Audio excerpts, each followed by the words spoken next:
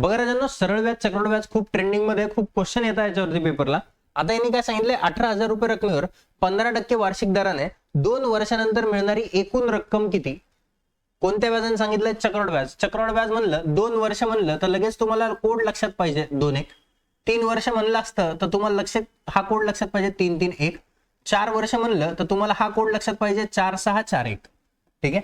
याचं काय करायचं तर 2-1 लिहून घ्या पहिले 2 वर्षाचं, आणि जी रक्कम असेल याच्या 15% तोंडी काढता येईल.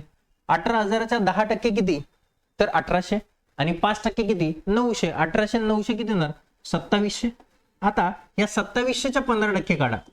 याच्या 10% किती 270, आणि 270 10% येणार, आणि 5% म्हणजे 270चे अर्धे, 200चे अर्धे 100, आणि 70चे अर्धे 35, म्हणजे 135. 5 7 3 10, आजचा आला 1, म्हणजे हे म्हणणार 405. 405 405 405 1 405, याला गुणून टाका, आणि 2700 दुने किती होणार 5400. 5400 आणि 400 म्हणजे 5805 रुपये व्याज भेटणार. पण त्यांनी रास विचारली. रास म्हणजे काय, मुद्दल प्लस व्याज.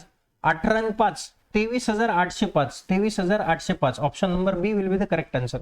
असेच क्वेश्चन बघण्यासाठी चॅनलवरती नवीन असाल तर चॅनलला शेअर आणि सबस्क्राईब करायला विसरू नका. धन्यवाद.